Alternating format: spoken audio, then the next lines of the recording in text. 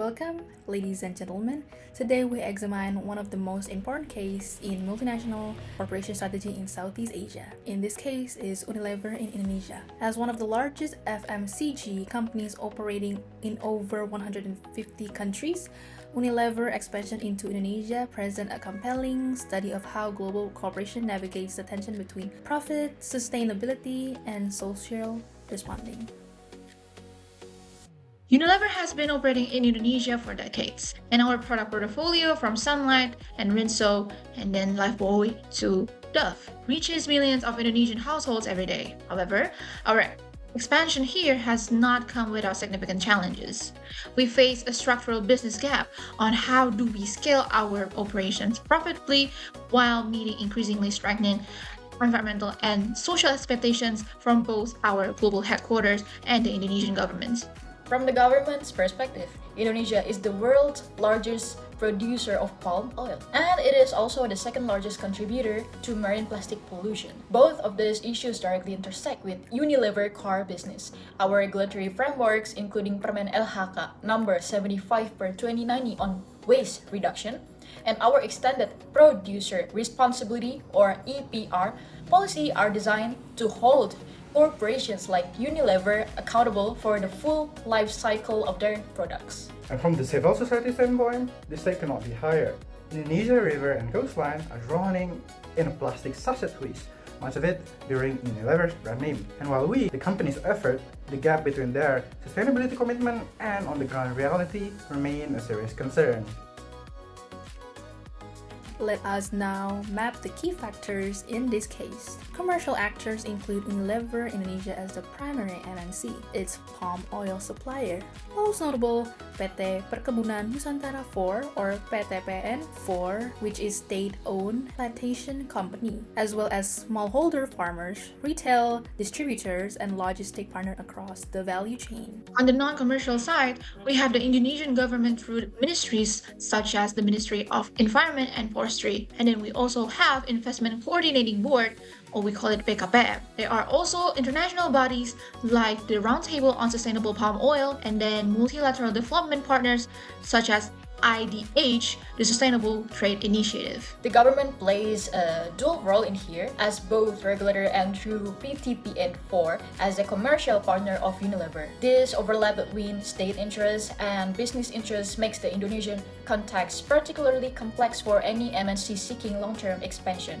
And civil society organizations like WALHI, Greenpeace Indonesia, and community-based Waste Bank Network serve as a watchdog and implementation partner. We hold companies accountable while also collaborating with them when the goals align. For instance, in plastic waste collection programs that reach communities the private sector cannot easily access. Now, let us walk through Unilever's value chain in Indonesia. In terms of inbound logistics, we source palm oil primarily from large-scale concessions in Sumatra, as well as from independent smallholder farmers. Since 2018, we have partnered with PTPN to obtain RSPO certification for plantations and mills across Sumatra, ensuring traceability and sustainability at the very start of our supply chain. Moving on to Unilever operation includes its oleochemical processing facility in North Sumatra. Unilever Oleochemical in Indonesia, which represent an investment of over 360 million USD. This vertical integration allows Unilever to control the quality and sustainability credentials of its inputs, reducing reliance on third-party suppliers and improving supply chain resilience. From an outbound logistics and market standpoint, Unilever distributes across Indonesia through modern trade channels, supermarkets, mini-markets, as well as through general trade, including warungs and traditional markets. This dual-channel approach allows them to reach both urban, middle-class consumers and lower-income populations, which is strategically important given Indonesia's highly fragmented consumer landscape. The after-sales stage is where environmental concerns become the most visible.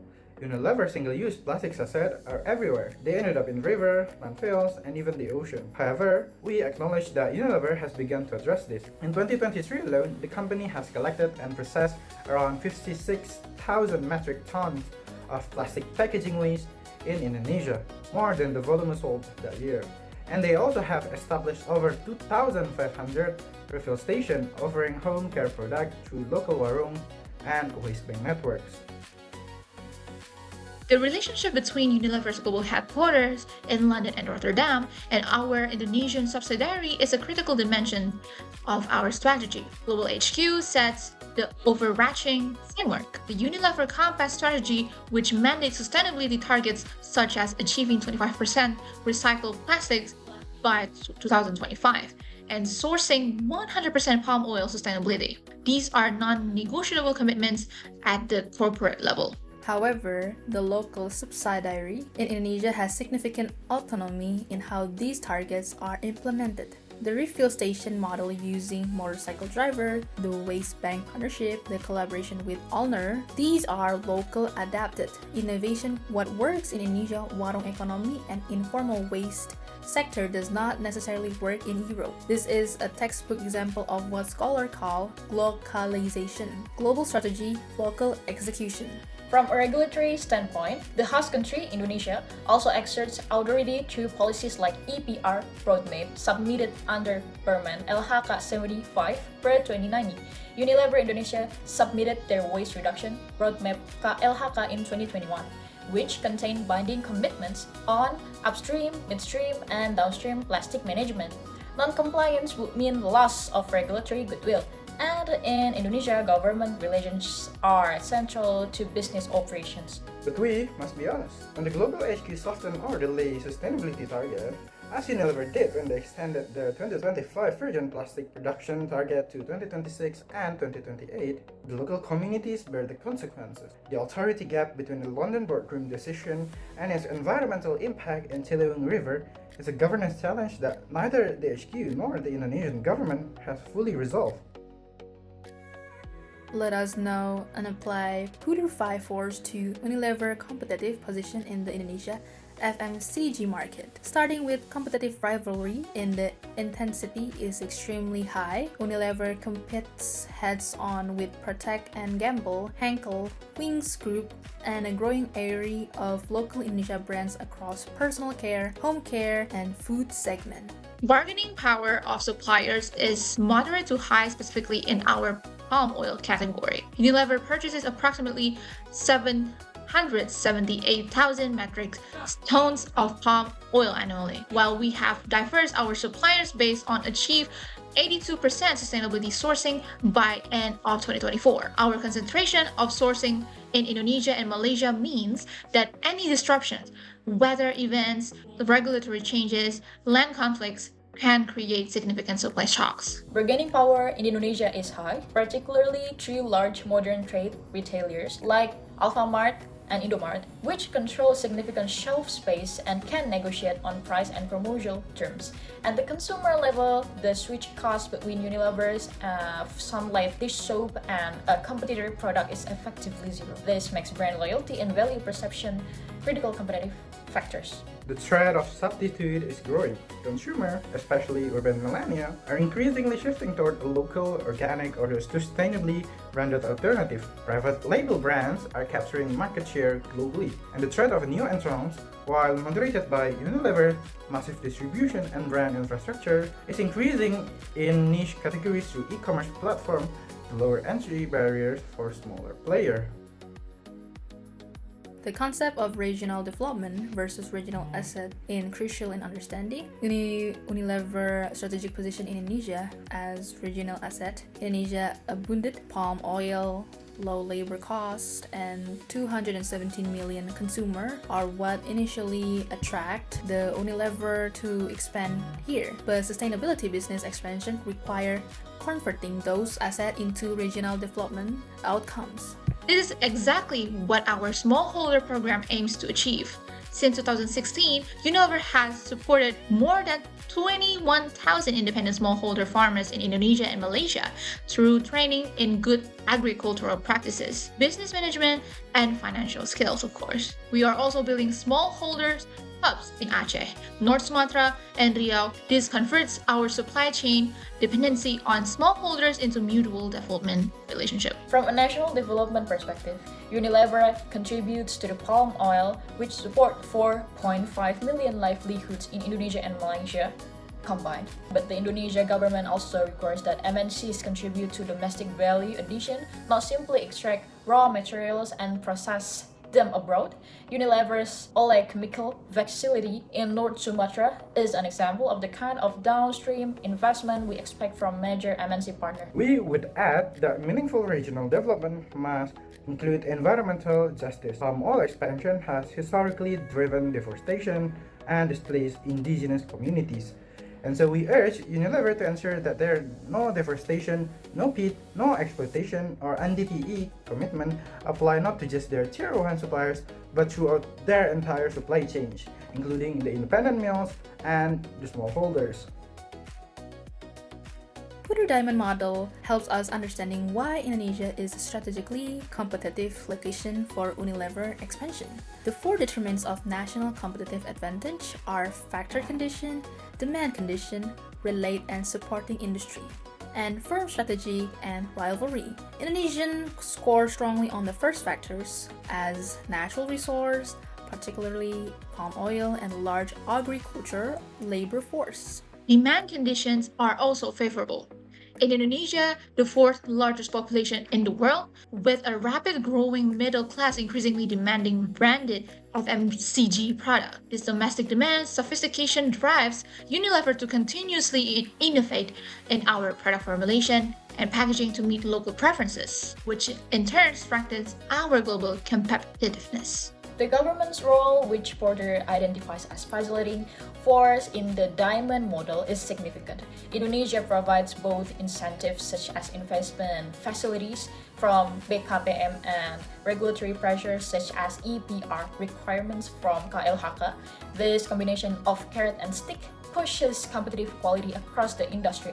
However, as Porter himself notes, navigating regulatory complexity remains a challenge. And the related and supporting industry, including Indonesia's massive plastic recycling informal sector, waste bank network with over 4,000 units, and a third-party sustainability certification body like RSPO, form an ecosystem that Unilever depend on and also shapes. The quality of this supporting ecosystem is a key determinant of how successfully Unilever can deliver on its sustainability promises in the Indonesian context. Let us emphasize this framework through business model Canva lens. Unilever Indonesia key partners include PTPN for palm oil sourcing, KLHK and BKPM for regulatory alignment, and then their RSPO for certification, and civil society organization for plastic waste collection. These multi-stakeholder partnerships are not peripheral, but they are core to the business model sustainability. Our key activities center on sustainable sourcing, product manufacturing with reduced environmental footprint, and customer education.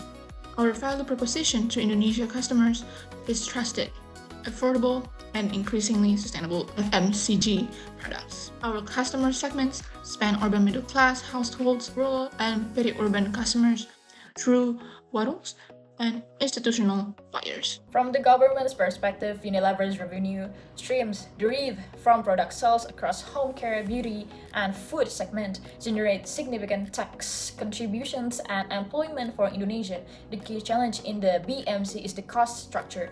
By balancing the premium investment required for sustainable sourcing, packaging innovation, and waste collection infrastructure with the price sensitivity Indonesia consumers, many of whom rely on affordable single-use assets.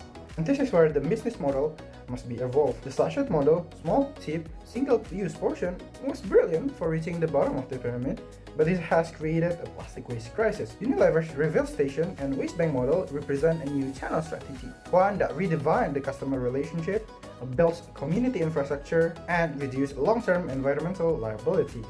The question is whether this model can scale fast enough to match the scale of the problem.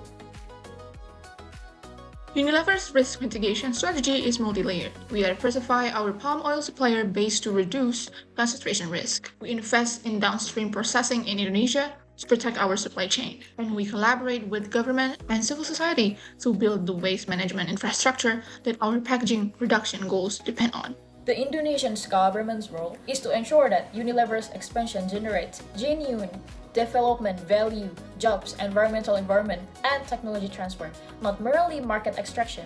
We will continue to use regulatory tools, EPR requirements, and investment conditions to align MNC behavior with national development goals.